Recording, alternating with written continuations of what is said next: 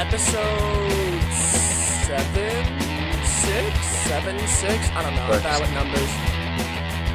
Episode number 6 or 7. You'll know when it's posted, what episode number it is, but we're finally back. I said 6 maybe 6 times. Well, I had the music too loud. Here's what it is. Episode 6, Duckboat Dispatch. We are finally all back. It's been a couple weeks, but Been 1 week. Can you just let me do the intro, please? I'm just speaking facts over here. Do you want to do the intro? I'll do the intro because I'll do it right. All right, Josh, go for it. No, because you want me to play the bet and we'll just start over? No, go ahead. Go ahead. That's what I thought. Well, next time do it right then, or else I will take over and do it. You know, you told me 2:45 and it is 3:06. We are starting to record right now, Josh. So be on time next week and I'll get the intro right. We'll make a deal. Okay, I never agreed on 2:45. Sarah? I'm not part of this. You're in the group chat. Do you see bet? So 2:45-ish next Wednesday. 2:45-ish. I don't live 2 minutes down the road from my work. And what did you respond with? What did he respond with to 2:45-ish Wednesday? I said, nah, 2:46 as a joke. That's right. 2:46, 20 minutes late. It's all right. We're finally back after 1 week and 20 minutes of Josh being not on time to the scheduled time we had allotted to record. No. I get out of work at 2:30 on the dot. Yep. It then takes me about 25 minutes to get home. So why wouldn't you say it takes me 25 minutes to get home? Can we do like 3 or 5? Why the hell does that matter? So I'm not just sitting around here on the thing. Sarah and I are just looking at each other looking stupid. You literally said you'd wait. Yeah. But it was just, Sarah's sitting there. She's got like 4 dogs in the bed with her right now. She's at her boyfriend. Only 2? They're not here on that side. She has 2 dogs with a combined total of 7 legs hanging out with her right now. She has a fan on her that sounds like we're on an airplane, and she has an American flag in the background, and we're just looking at each other as she's talking to her boyfriend. And I'm just sitting here trying to get like, all right, Josh, please show up. Please show up. Please show up. This is awkward. I don't want to get up and leave in case you came back so we could just get going. Look, man, you were the one who didn't even want to do last episode with any of us. None of you guys were available. We absolutely were. We didn't fit your time frame. Josh, who pays for the platform? I mean, fair, but still, it's can't that record we didn't without fit me. your time frame. You can't record without me, though. So it has to fit my time frame. I definitely could. You don't have the platform. I don't need the platform. All right, Josh. Whatever you say, bro. Whatever you say. I love booty. Let's talk about sports. Yeah, a lot going on in the sports world. As angry as we are right now, it's only going to get worse because what are the Boston Red Sox doing? We're going to get into that. Rafael Devers is now a San Francisco Giant. He had a hit and an RBI last night. Red Sox lost last night as well. We'll get into all of that. And football season is, according to my Google search and the Google AI, it is 78 days away from the NFL season officially kicking off. So what we're going to do in the time being, because it is a very quiet time in football, mini camps going on. We're not at preseason yet. We're still a few weeks away. Like, yeah, Jair Alexander signed with the Ravens, but who really wants to talk about that in Boston? We're going to look through a bunch of the positions in the NFL. QBs, running backs, wide receivers, tight end, coaches, corners, maybe defensive linemen. We'll see if we get there or not. And the 3 of us will all give our top 5 on that position. So today we're doing quarterbacks. Next week we'll do running backs. But again, today we'll do quarterbacks, and we'll get into that in about a half hour or so. Sarah, are you currently like in Iran right now? What is that noise? Oh my God. Me. It's not, is it Josh?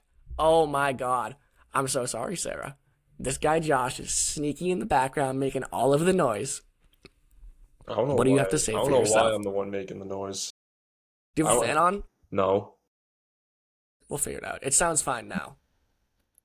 Yeah. All right, all right. I just assumed it was you because you had the fan before. Yeah, I turned it off. Real warrior right there. Real warrior. I was cold. Oh yeah, you didn't even get up and turn it off. You made Xander do it. No, I got up and turned it off. After you tried to make him do it. Yeah. Yep. Oh, and Josh is gone. All right, well, Josh, like Rafael Devers, is gone.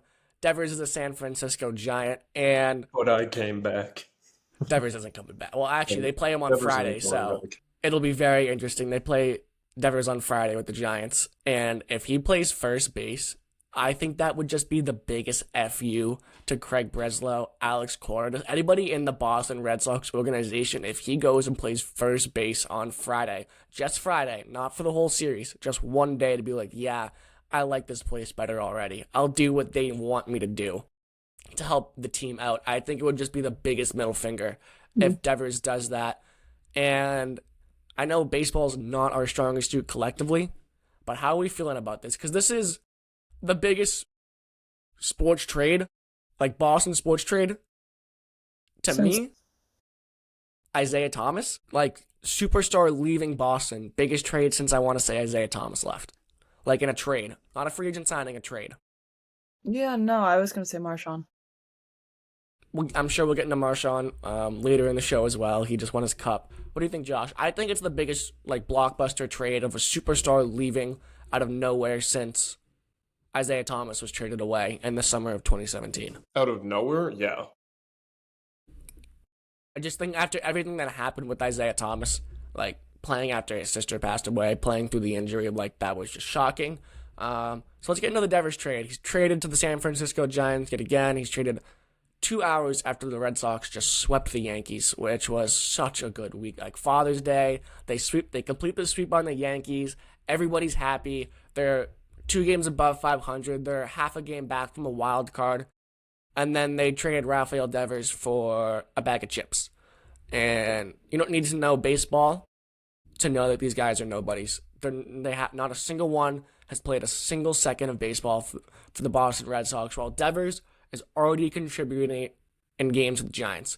That just shows you how bad this trade is, that Devers, the best player in the trade, is sent out and already playing for the other team, while the Red Sox have Jose Bayo, James Tibbs, Kyle Harrison maybe could be the kid's name, and Jordan Hicks.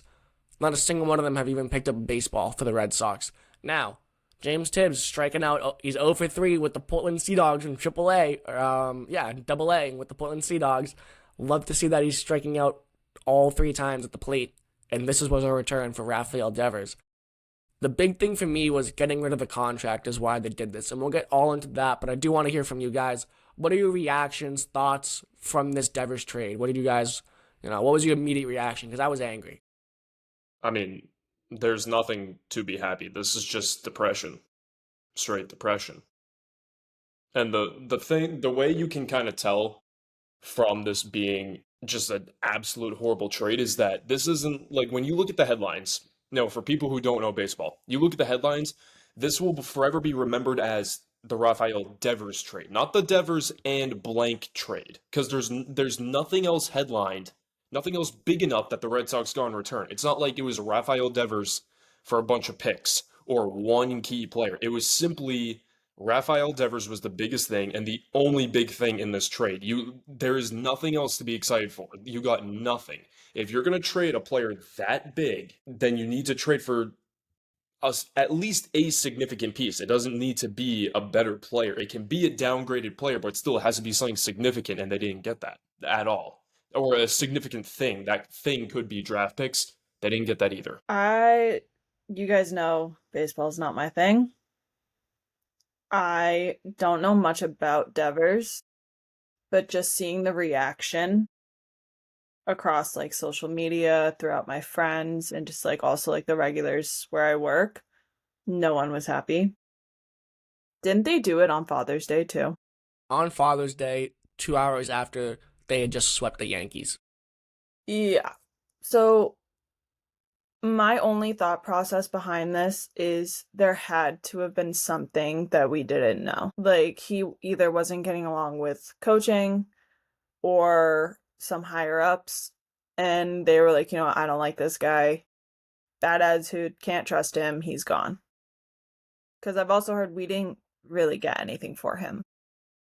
No, the Red Sox got a bag of chips, and it absolutely was stuff going on behind the scenes. Devers had been feuding with ownership, John Henry, the owner, Sam Kennedy, the CEO, Craig Breslow, the player, the president of baseball operations, even Alex Cora, even some of his teammates reportedly he was kind of feuding with, all the way back in spring training, All of this Devers trade goes back to the start of spring training when he showed up and they said, you're not going to play third base anymore.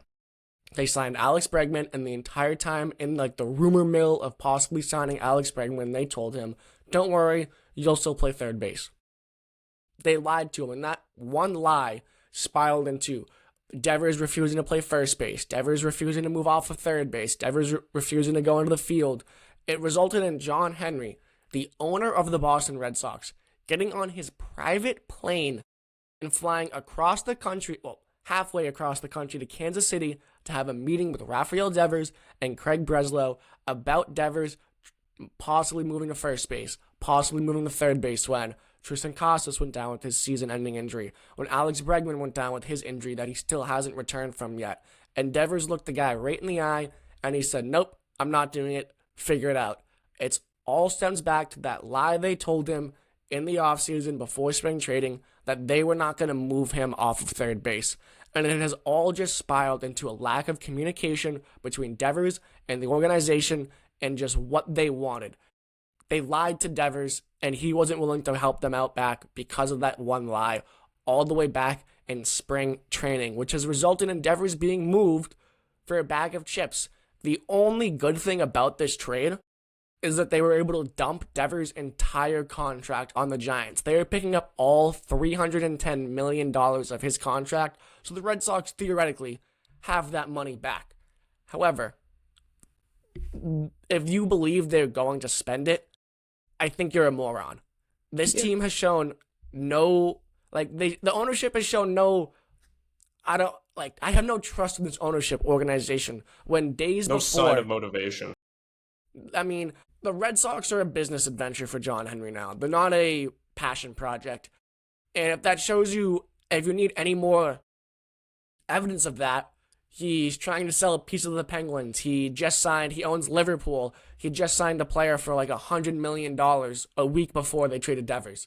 So it's all about money for him. It's all about where can I cut expenses here and there, things of that nature. It's why Fenway Park is the most expensive beer in all of MLB. It's the most expensive ticket in all of MLB. When the product on the field hasn't related to most expensive since 2018. They haven't been good since 2018. They haven't made the playoffs since 2021 when they fell ass backwards into making the playoffs. So John Henry, ownership, Sam Kennedy, Craig Breslow, they lied to you. They lied to their fans, and they're going to smear Devers' name on the way out. If you listen to their press conference on Monday night addressing the media, they wouldn't say it, but essentially was, we want guys who create a good environment here and are willing to help the team. And at the end of the day, we couldn't align with Rafael Devers to make that happen. So they traded him for next to nothing.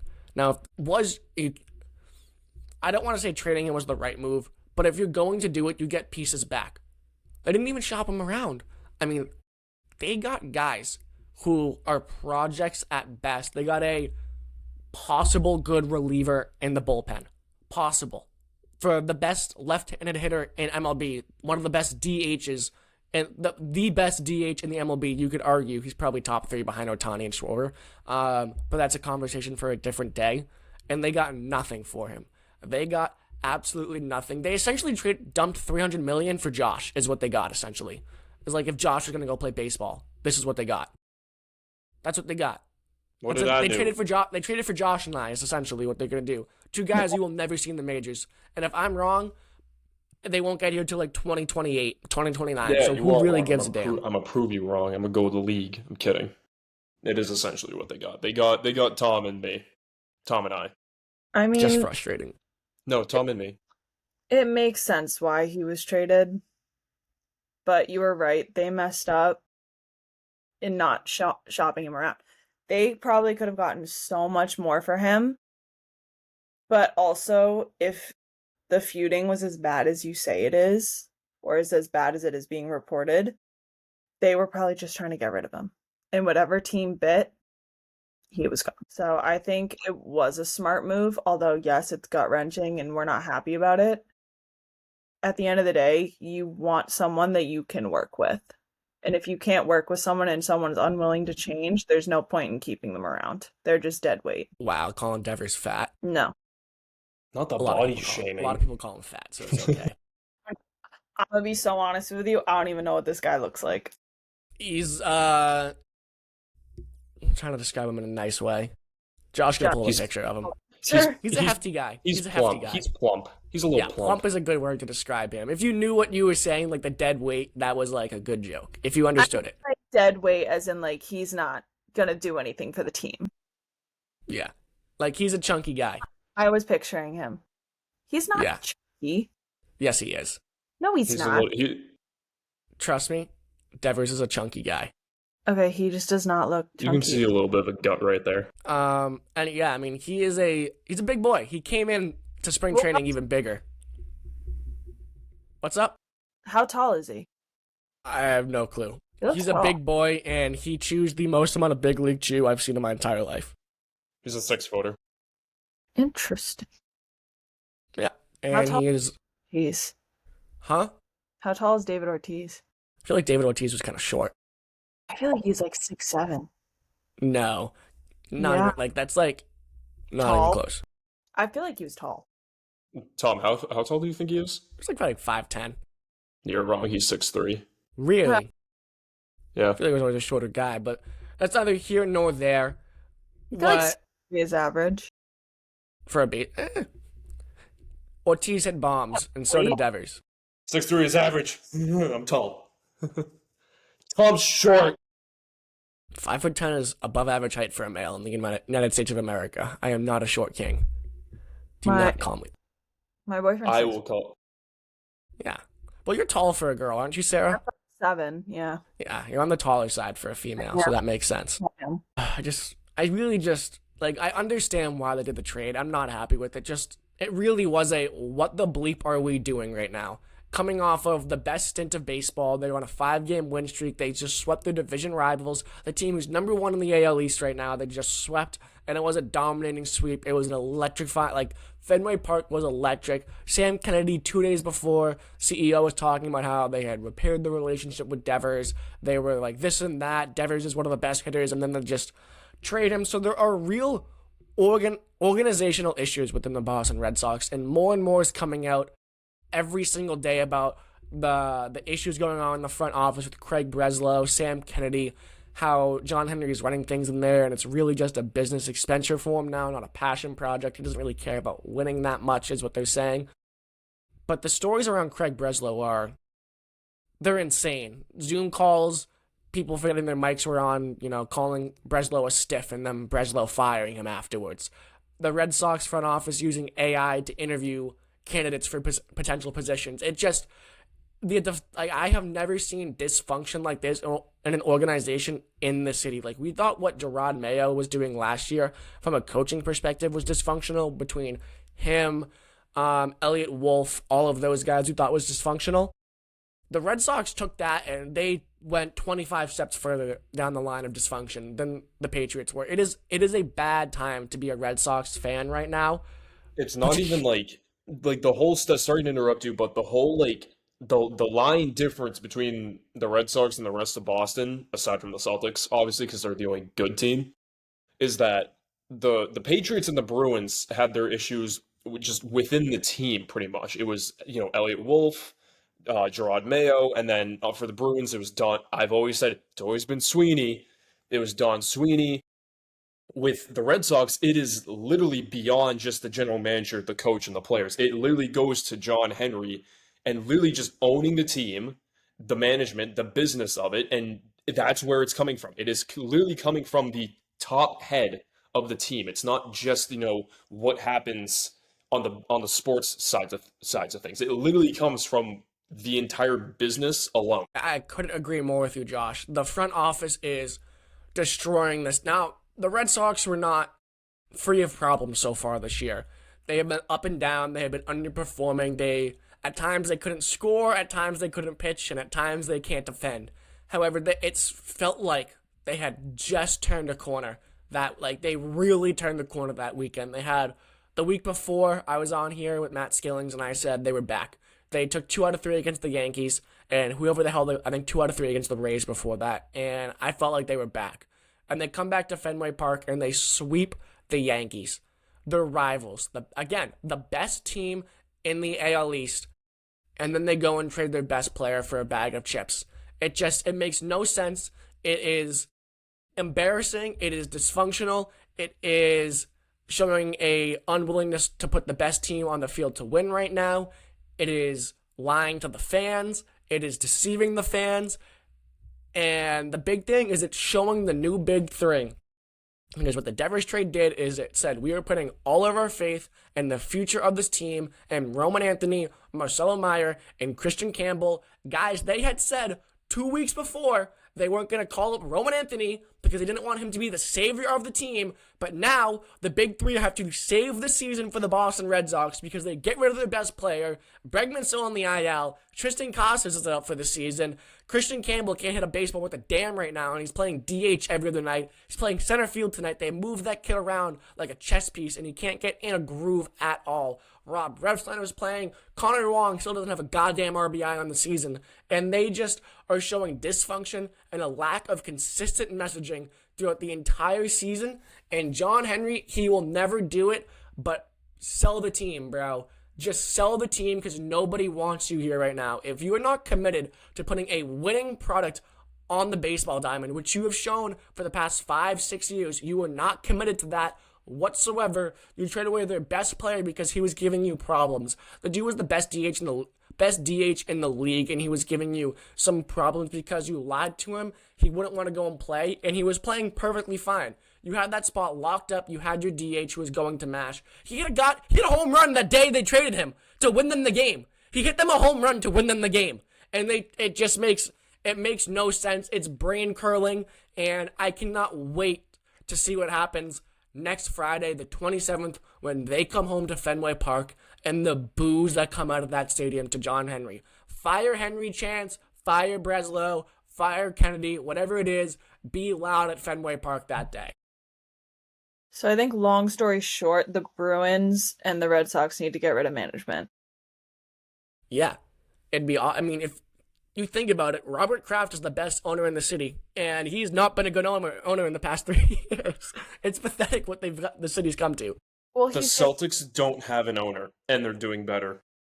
Oh, wait, no, yes, they do. They have Billy Chisholm. What am I saying? Yeah. I was gonna say. Sorry, I retract that statement. They have Billy Chisholm. What were you saying, Sarah? I honestly don't remember.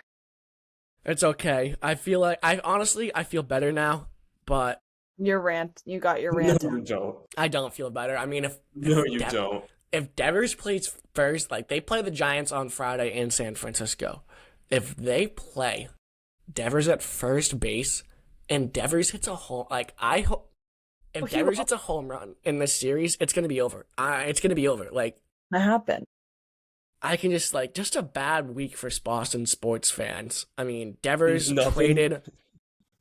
Brad Marchand wins a cup with the Panthers. Like, what's going? Like, ugh. Nothing's good. You got the trade, Marchand winning with the Panthers. Tatum's out for a year with an Achilles tear, and Stephon Diggs is snorting pink coke. Allegedly. Stephon Diggs is allegedly snorting pink coke. It was Tom smashed up. He was on a boat. Their stomachs hurt. It was fun dip. Oh my god. What a opposite summer from last year when we had the Celtics championship run, and now we have this. I know. All because of money. All because they're cheap and they couldn't just make. No, it's because people nowadays, that's all they care about. Everyone says, oh, money doesn't buy happiness. Yes, it does. Yes, it does. Money buys stuff that can make you happy. Exactly. Why do you think I work goddamn day? You know what would make me really happy is if they just kept Rafael. If they're gonna trade him, get somebody good, get a first baseman, do something, get a pulp. Money doesn't buy you happiness. Money can buy you Rafael Devers. They had him under contract for a decade, essentially, and they got rid of him 2 years after the extension. It's just pathetic. It's pathetic. There's no other word to describe this team. Makes sense, though. It makes sense. Logically, I see the steps that got them there. I will not agree with it, though. You don't have to, but I'm just saying it makes sense why he was traded and why he was traded so quickly. Just they repaired his relationship by getting rid of him because he was someone they couldn't work with anymore. I mean, you're absolutely right, Sarah. They felt they couldn't work with him. He cost too much money. It was a win-win. They got rid of a guy they didn't like in the building, and they got their money back. It was absolutely a win-win for Red Sox ownership and the management. I'm not saying it's Devers' fault because obviously I don't know what happened behind closed doors. I don't know what the conversations were about, and I don't know what the arguments were about. The Red Sox could be totally in the wrong, but Devers could also be totally in the wrong. But he probably wanted to leave too. He looks so happy. If you're the odd man out, you don't want to be there. And Yeah, so it makes sense, and hopefully he does well and succeeds, but just it's the Mookie Betts trade all over again. They don't get enough back. The return on those two trades has been abysmal if you just look at it on paper. But let's move on now because there is some football stuff we want to get to. We are 78 days away from the NFL regular season kicking off, if Google AI is correct. Sarah, we switched from baseball to football, and Sarah just lit up like a kid in a candy store. It's like Mom said you can get extra sprinkles today at the ice cream shop. She looks so happy that we are switching to football right now. And honestly, I am too, because I have been waiting weeks. Not weeks, because we came up with this idea last week, maybe a few days ago. I have been waiting ever since we decided we were going to do this to hear what Sarah's top 5 NFL QBs were. Now, I want to stress, this is top 5 best, in our opinion, as of right now. It is not by the end of the season. It's not who we like the most, Sarah. Not who we like the most. The best. not on the list. Okay, I was going to say, if he's on the list, we're going to have a very big problem here. I tried to squeeze him in at number 5 and think of like a logical reason. I even like looked up his stats for the last 4 years, and I was like, yeah, I can't make this. I can't stretch this. She looked at it and was like, ooh, his stats look terrible. They look real bad. It's not that they're terrible. It's just that they can't compete with like Josh Allen and Lamar Jackson. Like, I'm sorry. Not even close. No, he's competing. His stats compared to Mac Jones in his first 3 years. Hey. I love that stat. It's my favorite stat. It's my favorite stat. Watch. All right, so we've already started, Sarah, with you. Ladies go first. What is your top 5? Josh, can you write this down too, by the way? Because I want to make a graphic. Oh, jeez. You can write it down. Sarah's got paper, Josh. Don't worry. I'm already up. Okay. All right. Because I think Josh will be best at the graphic. So I did look up stats and everything because I struggle with separating people I like versus like someone who's actually talented. Like, people are like, oh, Patrick Mahomes is talented. I hate him. Eat shit, die. He won't be on my list. Damn. Wow. We're getting personal on this show. Exactly why I wanted to start with Sarah. Exactly why. Okay, so at number 1, I have Lamar Jackson. All right, I think because last year he got cheated out of the playoffs, I think he wants like a revenge tour, and I think he's ready. Derrick Henry looked great last year. He's getting up there, but that guy's a freaking beast, and I think them together can do some stuff. But last year he had over 4,000 passing yards, 45 pass touchdowns, only 5 interceptions, which kind of impressive, and over 1,000 rushing yards. So I think he's someone to keep an eye on. I was split between 2 for number 2, but I ended up doing Josh Allen. Again, he wants that Super Bowl. He wants that Super Bowl ring. And he just got married. He's happy. The Bills looked really good last year. Again, over 4,000 passing yards, 32 passing touchdowns, 6 interceptions. So kind of similar to Lamar Jackson, but I don't think he's as hungry as Lamar Jackson is. In number 3, Joe Burrow. I think he looked really good last year. I don't think he was given enough credit for what he was able to do, because his stats were almost identical to Lamar Jackson and Josh Allen. He had 4,900 passing yards, where Lamar Jackson had 4,600. He had 43 touchdown passes, Lamar Jackson had 45. The only difference really is he had less rushing yards, which makes sense. He's not really a runner, but not every quarterback is. Trevor Lawrence is, and he's good at it. Just had to throw that in there. How did Trevor Lawrence's season end? He had 11. They both had 11 fumbles. Pretty even, but I think Joe Burrow this year, with a healthy Jamar Chase, healthy T. Higgins, they're going places, and I'm excited. At number 4, I have Jaden Daniels. Rookie. I can't say I mean, he's not on my list, but phenomenal season. Totally turned the Commanders around. Like, he did something for them that they haven't been able to do in how many years? Since Joe Theismann. Joe Theismann? Yeah, Joe Theismann. RG3 went down in the first round. Yeah. Again, for over 4,000 passing yards, 30 touchdown passes, 10 interceptions, but he's a rookie. Still not bad, though. Over 1,000 rushing yards. So that, to me, I think we have a really good young quarterback on our hands.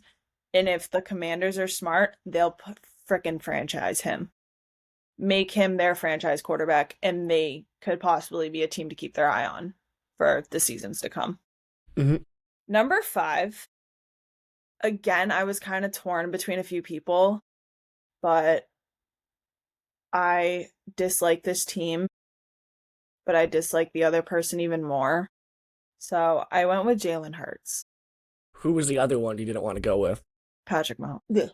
Nasty creature. Jalen Hurts, he had an okay season. I don't think he did anything spectacular. He won the Super Bowl, right? Pretty big deal. I mean, yeah, pretty big deal. Big deal. No. Don't do that to me. I think he played well, but I kind of want to give that Super Bowl win to Saquon Barkley. Like, I think he's fully the reason they won the Super Bowl. All right, if that's the way you want to go. So you went. I do still think he is a good quarterback. So you went Lamar, Josh Allen, Joe Burrow, Daniels, and Hurts as your top 5? Yep. Perfect, Josh. That's exactly how the graphic showed. Thank you. Can I have a number 6 too? Yeah, your honorable mention. You want your honorable mention? I'll write that down. Is it? She's so happy. Look at what she's about to do, bro. Look at what she's about to do. She's gonna pull over his jersey. You get the signed jersey next to you? Yeah. No, I don't. It's at my house. What are you holding then? I'm holding my. Oh, I thought you were about to like pull his jersey over, or like maybe you had a him there and you're just gonna, or like the wig or whatever. No, if Trevor Lawrence was here, I would not be here. All right. Simply because he's my favorite quarterback in the NFL, and I'm ready for him to actually do something. Josh, let's play before we get to Josh and I. Let's play a quick game, Josh. Is this quarterback better than Trevor Lawrence? I'll look up every QB in the NFL. Oh, I already have him up. I already have him up if you want me to list them. Perfect, Josh. Perfect. Can you just go down the list real quick? Let's see how many Sarah, based on performance, not love. Yeah, and you can be in this game too. Yeah, you can. Are you? If you have what's like a good roster? Like, are we going off roster? Or are we just going by like player? Like, if this person was on this team, just go through like each quarterback. No, I think today is just piss Sarah off. Okay, it's gonna be fun. Yeah, so fun. Yeah, I can't wait. How many quarterbacks would you take over Trevor Lawrence? Josh Allen. Yes. Lamar Jackson. Yes. I hate you guys. No, it's just, is this quarterback? I'm just reading the names. We're not going off of your love for Trevor Lawrence. We're going off of pure play on the field. Is this player better than Trevor Lawrence? Yes. Joe Burrow. Yes. Yes. Jalen Hurts. No. Yes. Patrick Mahomes. Yes. No.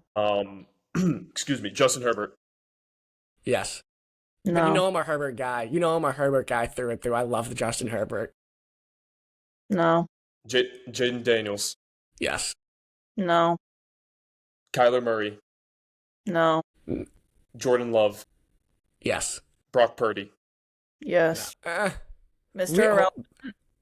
You're taking Brock Purdy over Jordan Love? I mean, I think I'd take Brock Purdy over Trevor, but I'm not taking him over Jordan Love.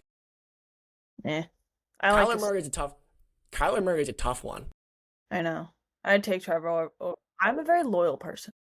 I'm not doubting that at all. We've seen it. Yeah. Who's Matthew next? Stafford. Stafford.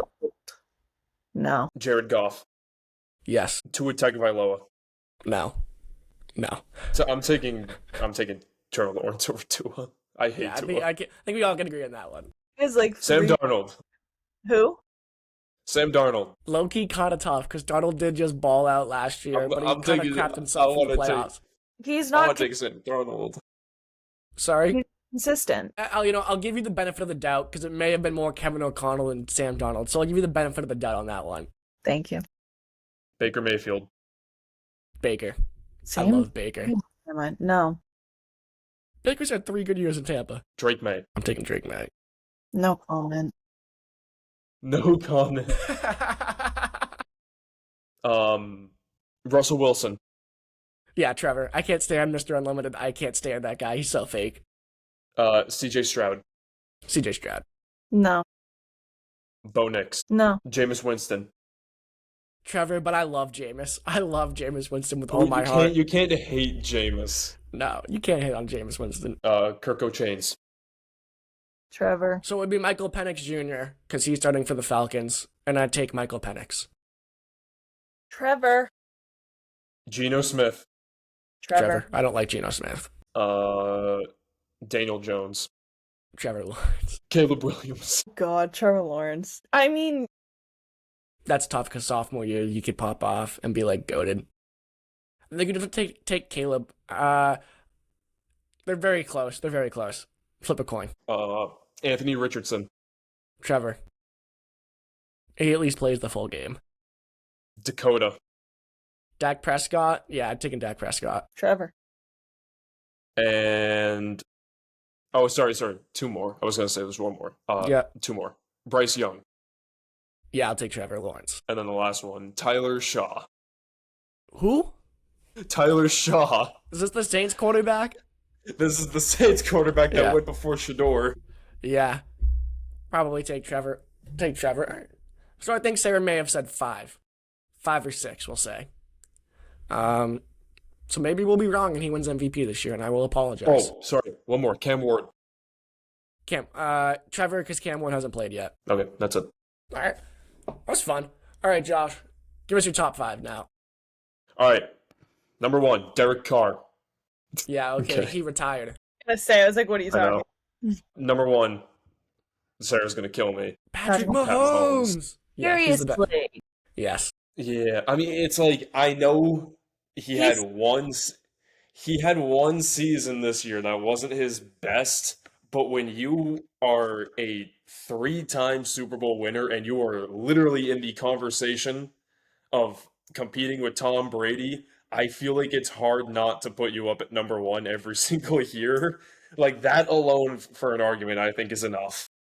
Nah, he's Yeah. nowhere near. He's nowhere near Tom Like, Brady. if the entire NFL reset, every team was empty, and we had like an entire big fantasy draft for every single team in the league, Patrick Mahomes is the consensus 1-1 pick in that draft. I disagree. I think he's the biggest man-child I've ever seen in my entire life. That man throws tantrums. I'm not disagreeing with you. And that's But you why he played so well the last couple of years, because he has the refs in his fucking back pocket. Tom Brady had the refs against him in every fucking game he played, and he still got out there and showed them all up.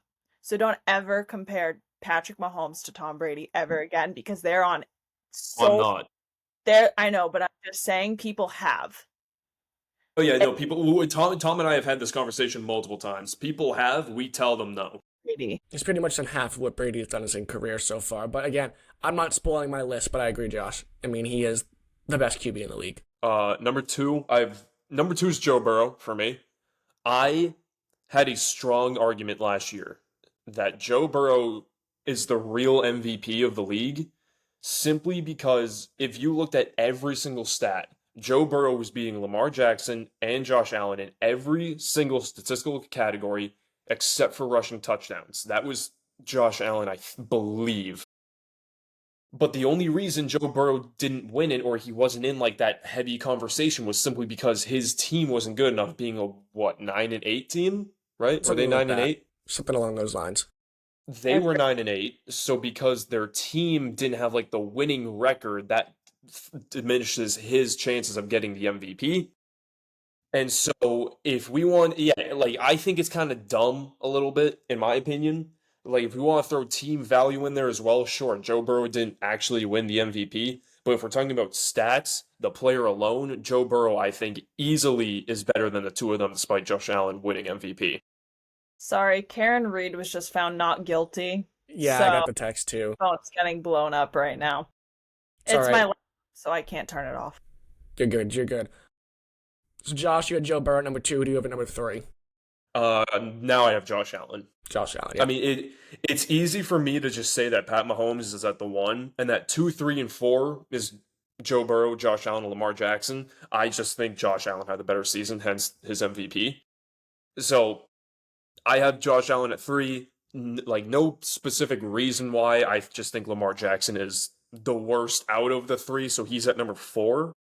Again, that could very well fluctuate throughout the entire season. So like I'm not gonna go heavy on that. But number 5 for me is Jalen Hurts. If you look at the stats of Jalen Hurts had better stats than last year, but people want to say that he got carried by his team because he has such a dominant team. He has a great O-line. He has 2 fantastic receivers. Dallas Goedert's at his tight end. Saquon obviously is his running back, and then that defense is godly. So people want to go around and say that, he got carried by his team. Like Saquon went off in the playoffs. Like he was the one who got carried. He had so much better stats than last year. So much better than last year. And people want to go around saying that he is just getting carried. I don't think he is. I think he's an absolutely fantastic quarterback. You throw who's a bad quarterback? You throw Gardner Minshew on the Eagles, that team's not winning a championship. Gardner Minshew's no heat to Gardner Minshew. I was thinking of just backups. I think you got to go a little bit. I mean, you could pick a starter, and that team's not going to the Super Bowl. I'm not going to say Trevor Sarah, relax. You throw Anthony Richardson on the Eagles, that team's not winning. You throw Kirk Cousins, Russell Wilson. Russell Wilson might have something in him. No, I think he's washed. This will be my argument. I take that back. This will be my argument. You throw Tua on that team's not winning. Not at all. That team's not winning. Not winning with Tua. Tua needs to retire. Tua sucks. Well, he has brain damage. He already does. He may as well keep playing. Does he stop now? And then he's going to have millions of dollars that, well, I guess he could pay for his assisted living in the future. Yep. He's going to keep playing. That's what he loves to do. So, Josh, I agree with you a lot in which I think the top 5 QBs of the NFL are pretty clear-cut and interchangeable. Excuse me, I didn't give my honorable mention. Take the floor. Drake May. Yeah, okay, buddy. I love Drake May. Okay, if Sarah can have Trevor Lawrence, I can have Drake May. I think that's fair. I support it. I think Drake May is going to do Continue. great. That's what I'm saying. Yo, bro. Yo, bro. You love Drake May, but no, I don't think you love Drake May, Josh. I love that clip. That clip will never not make me smile. I wish it was a little bit longer. Too. Yeah, I was playing it before you got in here. I was just clicking it over and over. But again, Josh, would you like me to say it again so you can have a longer, better clip? No, because then it's manufactured. It's not as funny when I just go and drop it. Not as. Okay. It's not real. Yeah. But going back to the top 5, Josh, I absolutely agree with you. The top 5, I don't have them in the same order, but I have the same 5 players in there. I think it really is interchangeable, 2 to 5, which way you want to put it. I think clear-cut, number 1, best QB in the NFL by far. If I'm taking any QB on my team today, I'm taking Patrick Mahomes. What he's able to do with the football in his hands is special. And as long as there's time on the clock and he has the ball down by 6 or less, there's a chance for that team to make it to overtime, win the game, whatever it may be. He gives your team a chance no matter what in the fourth quarter situation, and that's special. And as much as you can say you don't like Patrick Mahomes, you think he's a baby, you think he gets protected by the refs, I won't disagree with you on that. You can't deny he is special at throwing the football around and clear-cut the best player the best quarterback in the league, the best player in the league at the most important position in the league. Get out what do you have to get out, Sarah? Disagree. That's fair. I think he's a talented quarterback. I will give him that. I am mature enough to say that.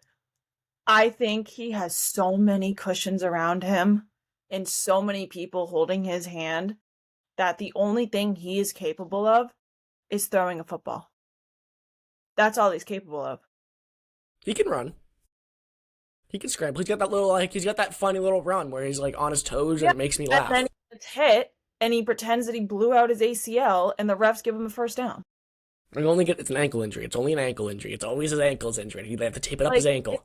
But that's what I'm saying. He always has someone holding his hand. He has cushions around him. He is so protected by the NFL. It is not even funny. I wouldn't disagree, but that's their moneymaker, so they have to protect him. It is a business at the end of the day. Stupid. Then it's fake.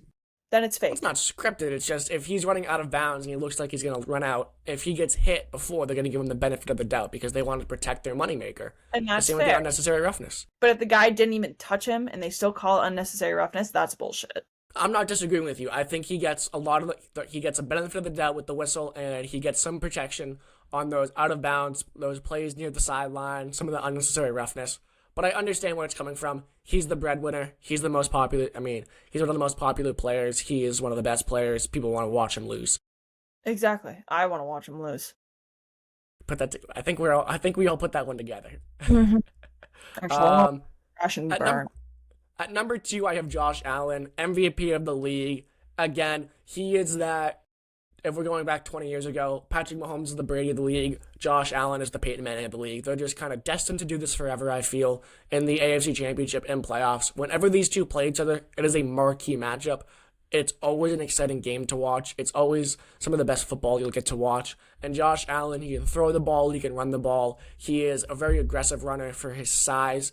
And coming off the MVP, that's why I put him at number 2. At number 3, I have Lamar Jackson, the most dangerous dual threat quarterback the NFL has ever seen. He's better than Mike Vick. Jaden Daniels wants to be Lamar Jackson at his peak in the NFL. That's what his goal is to be. When you have a guy who can drop back and throw it on a rope 25 yards down the field, but he can also drop back and scramble out of the pocket and gain 25 yards on his own two feet, that's special. And that adds an element to your offense that not every single team in the NFL is going to have. And you have to game plan around that. Like you said, 4,000 passing yards, 1,000 rushing yards. He's a freak of nature. He really is a freak of nature, and that's why I have him at number 3. In my opinion, those are the top 3 best quarterbacks, whichever way you want to format it. I'm not going to argue too much. However, I do think Mahomes is the clear-cut number 1. At number 4, I have Jalen Hurts. Coming off a Super Bowl, you can't deny that. Being the quarterback for the Super Bowl winning team is impressive enough. You have to be talented. I do think he catches a lot of flack because Saquon Barkley had such an impressive season. He has such a good offensive line. He's a good defense as well with the defensive guys up front with Jalen Carter, and you have Cooper DeJean and the other rookie that was disgusting in the backfield, in your cornerback room up top. And then on the offensive side, I do think he catches a lot of flack for the tush push, but that's a game planning thing, and he is better at it than every quarterback in the NFL. Josh Allen, Patrick Mahomes, he's better at it than them. They have, whether it's him or, Sirianni or Kellen Moore, who was the offensive coordinator, or whoever the hell was the offensive coordinator before Kellen Moore, whoever it may be, Shane Steichen, who was the head coach for the Colts, who kind of came up with the tush push, I think. Whatever it is, Jalen Hurts is able to do it better than everybody else, and whether you want to agree that the play is cheap or whatnot, knowing that you're in a 4th and 1 or 3rd and 1 or first and goal on the 1, whatever it may be, and you can get those 1-2 inches, whatever it may be, on a 98% success rate because of your quarterback, that's game changing. Again, it changes the game for that NFL team and the way teams have to game plan around it and what they have in their arsenal to attack. And he is a very consistent thrower. He also can go out and run. He's mobile as well, but not nearly as mobile as Lamar Jackson. So that's why I put him at number 4. And then at number 5, I put Joe Burrow. He is the guy on this list who has the worst team around him. He has the best 2 wide receivers, but everything else around him is terrible. He has a bad offensive line. He has a horrendous defense. He has an ownership group that doesn't really want to spend on the team. He has a GM who's unable to pay their new rookies and their best offensive linemen and best defensive linemen because they're too cheap. So he has the most going against him. However, he is still one of the best throwers of the ball in the league. And I just think the fact that he'd missed the playoffs, it's really tough to call yourself a top 5 QB and miss the playoffs. Yes, Sarah? Didn't he miss the playoffs because Patrick Mahomes decided to throw a game? I don't know if it was that, but if you're in the situation where you need other teams to lose or win for you to make the playoffs, it's really tough to put yourself in that top 5 conversation, in my opinion. But he is just so talented. And it really is not his fault. It's the defense's fault. No, and it's not his fault. That's why he's still in the top 5. That's why he's still in my top 5. I swear it was the Chiefs. I don't remember who the Chiefs played right before. It was the Chiefs and the Broncos, right? Or you think of that game when they threw in all their third strings? Only game that the Chiefs lost that last season, and they played them, and they lost to this horrific team who they should have easily. Sorry, but who they should have beat them. So I can't help but think oh, maybe Mahomes was a little scared of Joe Burrow. They had their spot locked up. They're not gonna, they rest. Every NFL team does that at the end of the season. Joe Shiesty's coming for you, Patty. I mean, the Bills threw out their third-string players against the Patriots the last week just to screw us over. And Joe Milton had to go out there and show off and lose us our first pick, but yep. Tom's honorable mention: Joe Milton. No, never. No. If we're just going with QBs, if we're going with quarterbacks for honorable mention that we're fans of, I'm a huge fan of Justin Herbert. I'm a huge fan of his. I think I've been saying for the past 5 years, this is his year to pop off. And I really do think this is the year. He has second year under Jim Harbaugh. They run a very different offense than when the former head coach was there, whatever that dude's name was. It's escaping my mind. I can see his face, which is the scary thing, but I can't tell you his name. I can never see his face. I can always think of their name though. I just can see him making on the sideline with the play sheet, just making a horrible call to screw over Justin Herbert. The fact that he doesn't have a playoff win still really hurts me. However, I think that Harbaugh is running a very tight ship over there. He's a much better head coach. He's an electric human being, and I think Herbert's just a perfect quarterback in my eyes. He's tall. He has a laser of an arm. He can run. He can shove people over, but he's quiet. He leads he's very much his leadership style is very much quiet, reserved, lead by example type, which is something I like in a quarterback. I don't need them to be the most outspoken, but I'm just a big fan of his. So if we're doing an honorable mention, I know he's nowhere near the top 5, but that's just my guy. I'm a fan of his, and he's in a tough division. He's got the Broncos, the Chiefs. I mean, he gets to beat up on the Raiders, but still tough division when you're playing against Patrick Mahomes twice a year. But he always brings it. Perfect way to end off the segment right there. We're going to transition over to the tourist attraction where we look around. Wait, what? Yes? Sorry, what position are we doing next week? We're going to do running backs next week. Damn it. We're going to get to running backs, wide receivers, tight ends, corners, maybe defensive linemen and linebackers, and we'll do head coaches. Yeah. And we'll do coaches. We'll end with coaches. I do have to head out soon. If you want, we'll have you start with the tourist attraction, then you can duck out, Sarah. We know you have to get to work.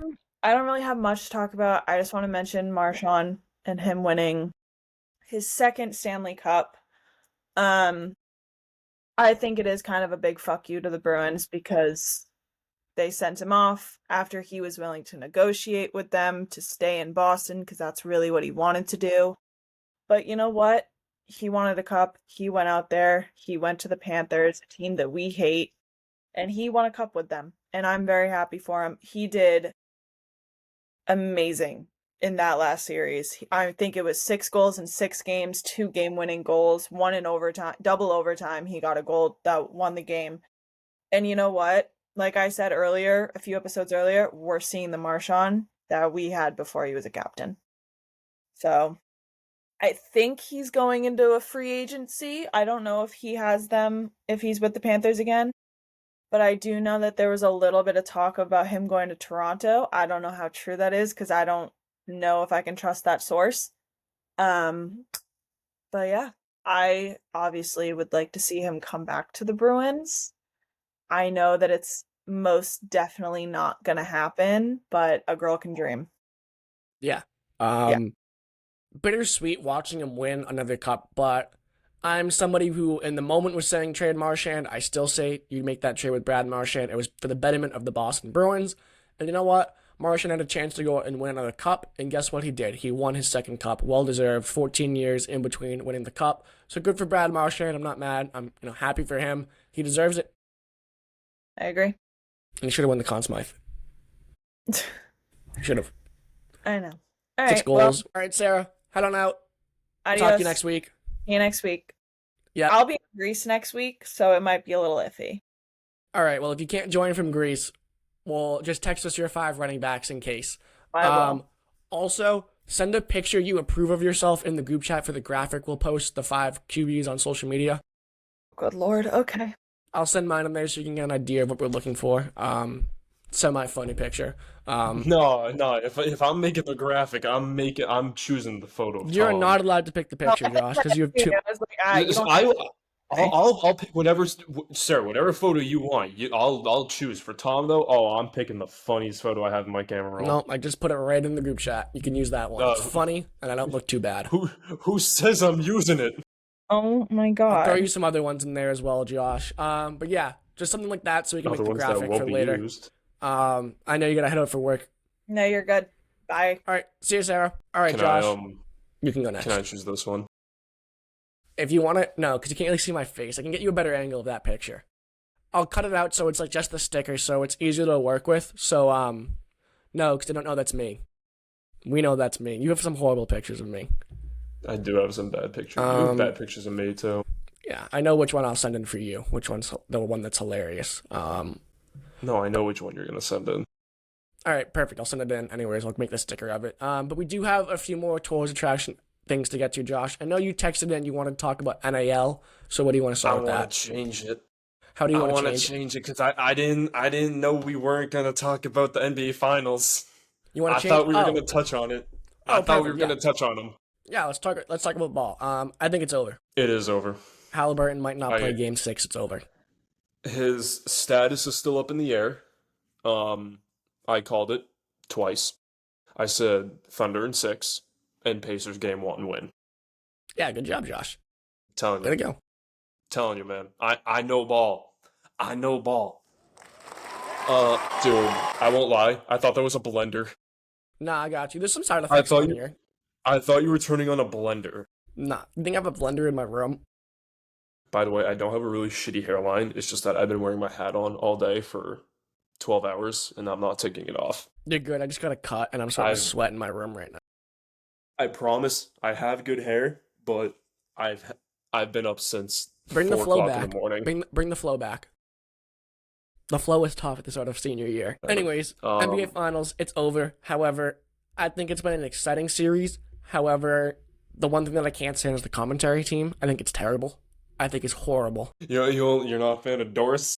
I think Doris Burke is great analysis. I'm not a fan of Doris Burke, and I'm not a fan of Richard Jefferson. I think they work terribly together.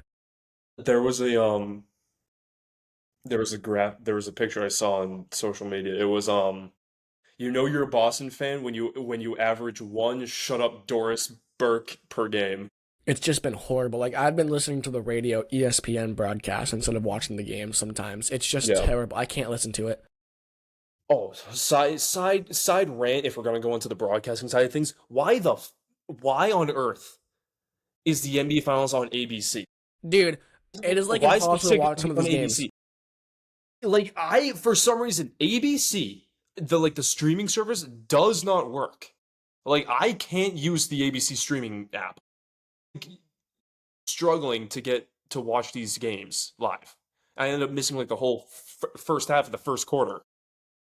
So can we please change it to like flipping ESPN or an actual sports channel, please? Yeah, because Thank you. I don't know. It's just been, the finals have been so weird. I'm like, the broadcast, like trying to watch it. Like, I thought it was on ESPN and I couldn't find it. And I was like, why the hell is it on ABC? And like, just even like the presentation has been terrible. Like the score bug, I'm not a big score bug guy, but it just doesn't breed NBA. Like, it doesn't breathe NBA finals to me.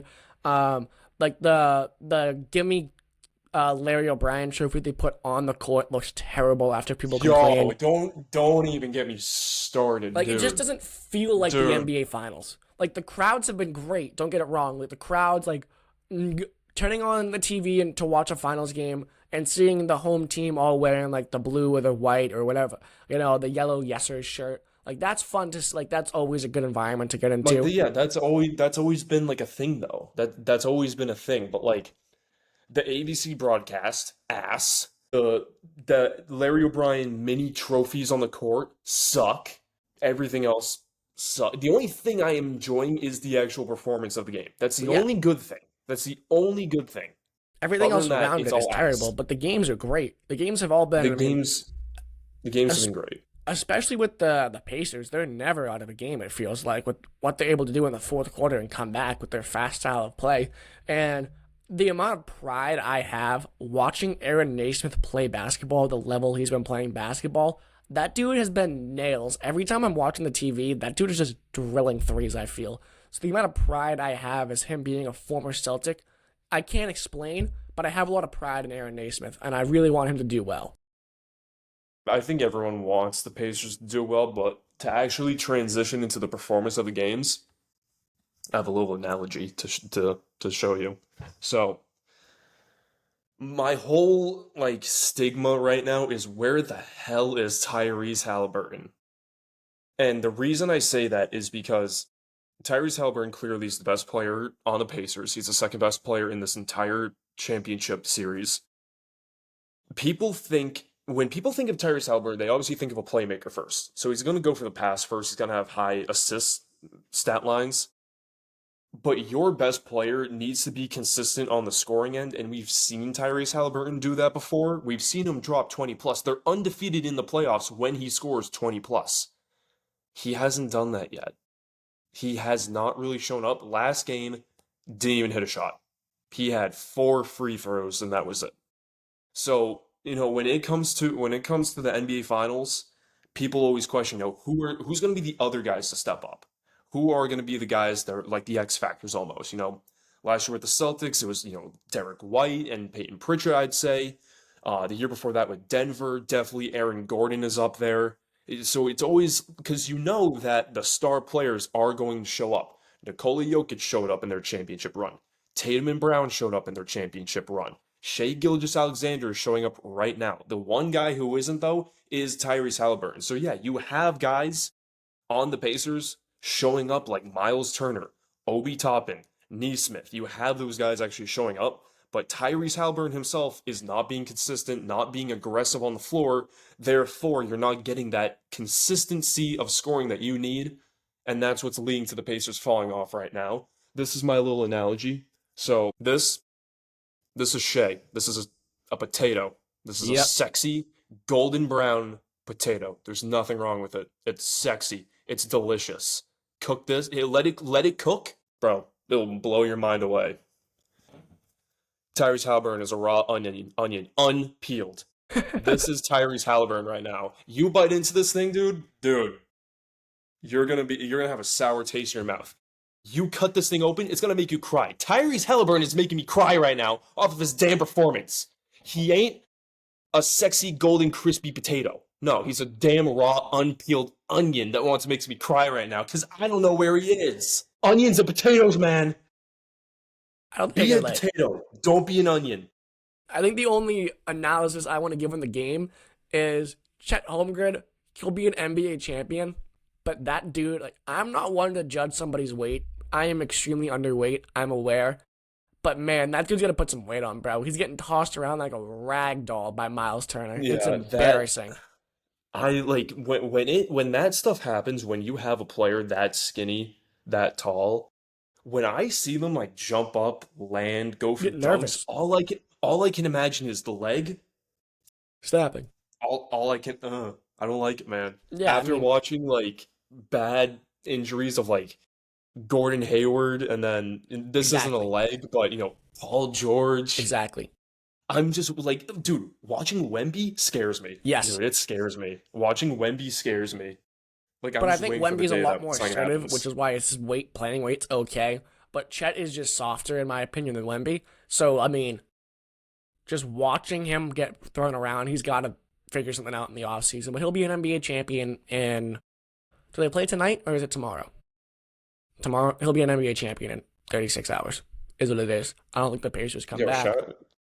See, we're saying this now, and then watch like the Pacers pull out and force a game 7. Well, I don't think Halliburton plays, and if Halliburton doesn't play, that team's done. Breaking news? No, never mind. It's just a story, just an article. All right. Well, let's Nothing transition breaking. to mine real quick. We're going to stay in the world of basketball, but go to the WNBA, still with an Indiana team. Can they just stop, like, beating up Caitlin Clark? I don't get it. I really don't understand why they all hate this woman. Like, this, I get why she's better than all of them. This is perfect timing right here. Just to here, as you talk, I'll give you a visual to go off of. As you talk, I checked Twitter. This clip of Caitlin Clark and J.C. Sheldon going at each other. So Yeah. I don't understand why they, like, that's their meal ticket right there. She is the most popular WNBA player ever. They're selling out arenas. They're selling more tickets. She's bringing in more revenue than the WNBA has ever seen before. And it seems like every single girl wants to go out there and try and end her career or something and attack her. I don't know why they're doing this. Like, it really boggles my mind that they're taking the best player in the league and just every single person wants to give her some lumps. It makes no sense. And I'm not going to stand here and say I am the WNBA super fan. I do not watch the WNBA. I see when Caitlin Clark plays, I'll throw that game on if I'm at work or just kind of hanging around. But it's not appointment television for me at all. I'm not going to pretend it is. But I will tune in for a Caitlin Clark game because she is that electric. Her return game against the New York Liberty, a team that was 8-0, undefeated, she put up like 35 points, Josh. And she was playing on limited minutes because she was still coming back from the injury. I just don't know why they all hate this girl. Yes, she is better than all of you. Yes, she is bringing more eyes to the league than the league has ever seen. But that's a good thing for all of you. That gives everybody a chance when they play Caitlin Clark. They should be giving their best effort out there to get as many eyes, new fans, somebody that wants to be like, oh, I like, Aja Wilson. She's a baller. I want to watch her play too now. I want to watch Haley Van Lith play. I want to watch, who was the girl that played against Steph Curry? Is it Paige? No, it's not Paige. Sabrina Ionescu. Yes, that girl. Paige Beckers. I want to watch these, Cameron Brink. I want to watch these girls play after watching them play against Caitlin Clark and them going, shot for shot, whatever it may be. They should really be using her as a way to expand the league, promote themselves. Like, okay, this is my chance to, be on a big stage, national TV game, whatever it may be. And it seems like their only focus is going out there and just beating her up. Can we just stop beating up Caitlin Clark? Well, I think you make a point with, let's use Caitlin Clark to expand the league. That's already happened. I mean, they just made a Las Vegas team.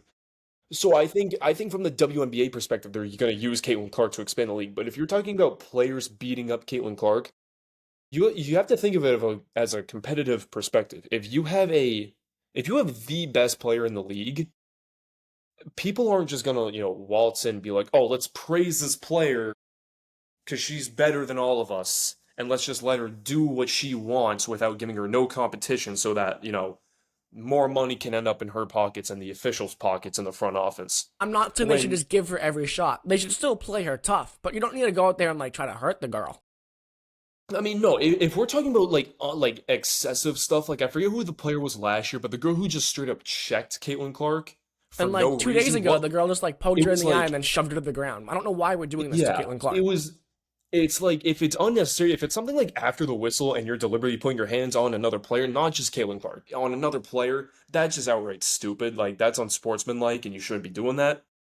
But I understand why some players would definitely have more of an aggressive mindset against Caitlin Clark. Because if you're a player of any sport, really, and you're going against the greatest player in the league, against Patrick Mahomes, Tom Brady, LeBron James, you want to kick their ass. You want to be the guy or woman who kicks their ass. So you're going to play a little bit more aggressive. You're going to try and get in their head, which ultimately leaves in, bruising them up a little bit, giving them a little bit of a beatdown. Again, after whistle calamity is a little unnecessary. I don't think it really needs to be done. Again, that check with that one girl last season who just straight up decked her to the floor after the whistle to the inbound.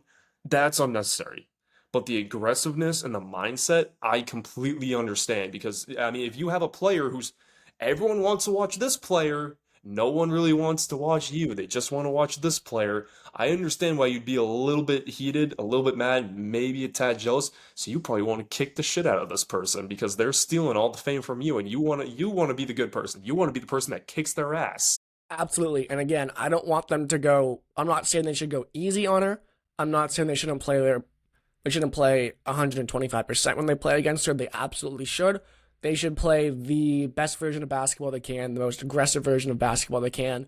But there is definitely some sort of, I don't want to say jealousy, but they just don't seem to like her on the other teams. Like, it always seems, as to me, they're going for aggressive, more aggressive than necessary fouls. They're always hitting her after the whistle, things of that nature, which I just don't understand. Again, that is their meal ticket right now. I'm not saying they should put her in bubble wrap and be nice to her, but you don't need to be going after her beyond the whistle, things of that nature, and trying to hurt the poor girl. She is, exactly, this is the play. Like, she gets poked in the eye and that girl comes out and bodies her. There is no reason to do that whatsoever. And honestly, it makes me, as somebody watching this, again, the waiver number 3 is no need to do that whatsoever. Like, 4 texts were given out on this one play, Josh. And they seem envious, they seem jealous of her, and it's a bad look for everybody else because you're not, like, this is the Connecticut Sun. This is technically our WNBA team, Josh. I'm not rooting for this team ever again. Not that I ever was to begin with, because again, I'm not going to pretend to be a WNBA fan. You can close it now, Josh. Thank you. Do you want to? Yeah, thank you, Josh. Good work. Amazing work. I like that. I'm proud of you. But don't worry, I'm working on getting some better equipment too. I'm You're good, working you're on good, you're getting good. headphones and a mic. I'm also working on getting a camera too because I got a my camera. sucks. I look clearer now, don't I? A little bit, yeah. Yeah, I'll send you the camera You're I got. It definitely was better like than 45 bucks. you're better than my camera. Yeah, My 'cause I used to camera. look like that. I'll send you the one I got. I think it's the lighting behind me, but it gives me like this cool remote. I'll send you the link for it. It's like 45 I'm gonna bucks. get one of those TikTok ring lights that I think all that's the the next thing I'm gonna get all too. the influencers have. I know, that's the next thing I think I'm going to get. But going just to close on Caitlin Clark, I don't know why we're beating the poor girl up. Let's just stop beating her up. Play basketball, play it aggressively, play it hard. I'm not going to say not to do that. But there is a line, and it seems almost every single night, whoever they're playing, the Indiana Fever are playing, the other team is crossing that line, doing something that's not necessary. And she's the best player. People want to watch that. Nobody's going to want to watch the teams that are jealous of her, the players that are jealous of her. They're just going to go to dislike her. Those players. So let's just stop beating up Caitlin Clark. And that's all I have to say about that. Understandable. I want to throw an honorable mention for the tourist attraction. Yeah, What the fuck are the Magic doing, man? that was a terrible. If honestly, What are we doing? What are we we doing? can, real quick, we'll bring this back to the Boston Celtics because this is good for the Boston Celtics because Jaylen Brown. I don't think they're gonna trade Jaylen Brown, but the guys that are on the block they're not. theoretically, like Derek White, Kristaps, Drew Holiday, Sam Hauser, their value all just went up like tenfold because if that's what Desmond Bane is getting, Derek White can get so much more. Drew Holiday can get more. Jaylen Brown can get a king's ransom. Not that I want them to move off of Derek White or Jaylen Brown, but it increases the trade value for all those players. If you're going to, There was a rumor last night that the Celtics would trade him to the Spurs for Stephon Castle in the second round pick and more. And I was like, no. This happens every year where Jaylen Brown's on the market. Rumors going around that Jaylen Brown's going to get tossed. He's going to get traded. Doesn't happen. So he's not getting traded. Breaking news: Jaylen Brown is not getting traded per Josh Bracken. Does he know anything that you don't? No. Good little side pull, Josh. But I think that's going to be all for today. Make sure you follow us on Instagram at the Duckboat Dispatch. We have a TikTok, the Duckboat Dispatch. Subscribe to us on YouTube at the Duckboat Dispatch. Like, comment, subscribe, all those fun things. Share, retweet, whatever it may be. We don't have a Twitter. Whatever it may be a friend, tell a friend. LinkedIn. Whatever. We don't have a LinkedIn. We don't have a link. Whatever it may be. We're going to be posting the graphic for the quarterback. So if you want to disagree in there, you want to say, I don't know how you have Joe Burrow at 5, Tom. I don't know how Sarah doesn't have Patrick Mahomes. Whatever it may be, go to the Instagram. You'll see that there. Josh is going to make a beautiful graphic for us. I have no doubt in my mind. We'll be back next week at some point in time. Josh and I for sure. Sarah from Greece maybe. If not, we'll still get her top 5 running backs. That is episode 6 of the Duckboat Dispatch.